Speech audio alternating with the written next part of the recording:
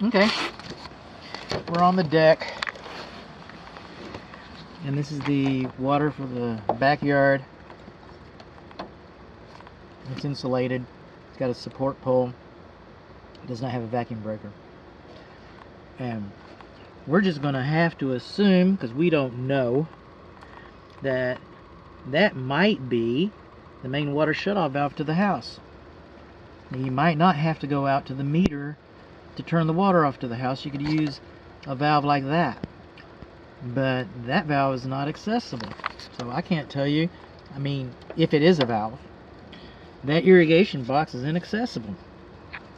This gives us a pretty good peek about what's going on with this deck, and these are actual deck screws, right? I mean, made for decks. That's a good thing. Every hole is supposed to be filled. That hole's supposed to be filled. That hole's supposed to be filled. That hole, whoop, whoop. That hole, whoop, whoop. Only one screw holding the hole.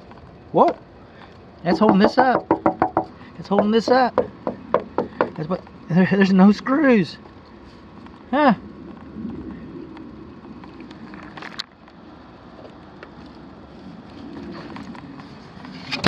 Closed sesame.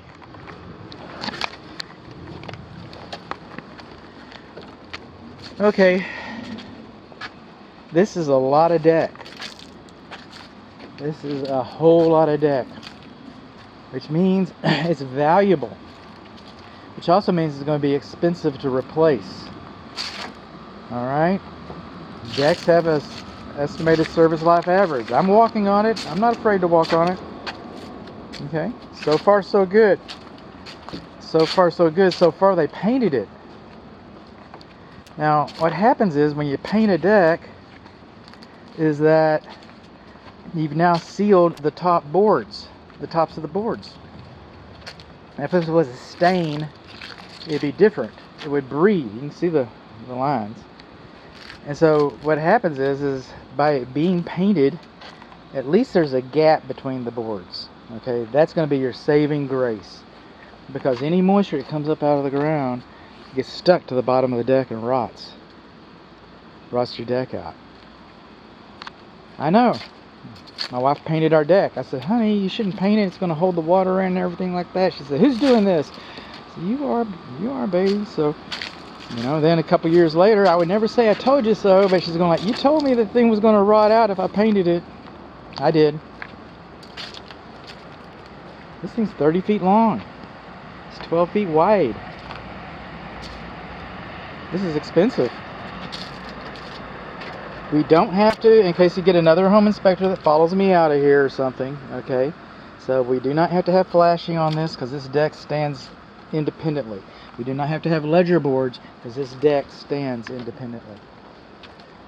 Now, since we have a guardrail, the guardrail should be 36 inches high, and it's not. Okay? Since we have a handrail, it's supposed to be 38 inches, 36 inches high, and it's not. 34 inches. 34, 36. It's supposed to be 34 inches, and it's not. And then our spindles, balusters, alright, they're not supposed to be spaced farther apart than 4 inches. A kid could get stuck in that. Alright. These rails are supposed to be graspable, and they're not.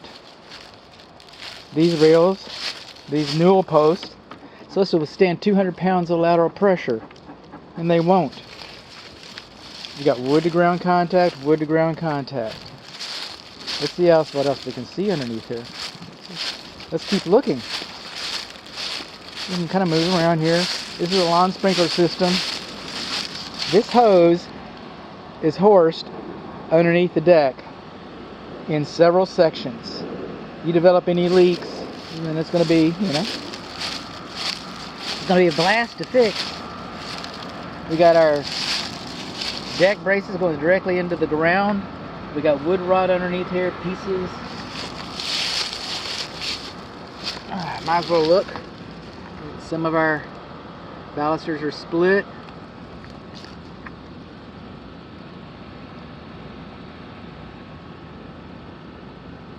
Use lots of hangers, but we're missing holes.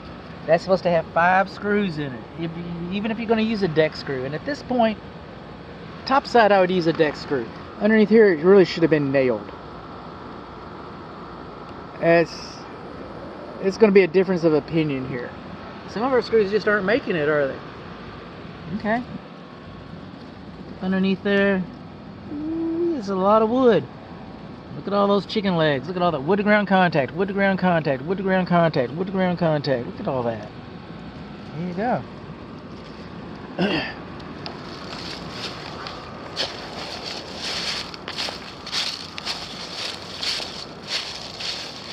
This is the sprinkler system. See, it comes over here. We got all this modified plumbing. That's the way we hillbilly home inspections.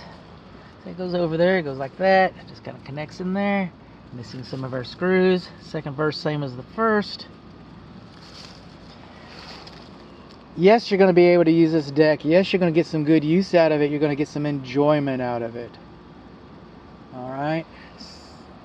3 fasteners at least. Otherwise, it can pivot like it's been pivoting. Those got 3. Those got 3. Those go 3. You only got 2 over here. It looks like it's a major one.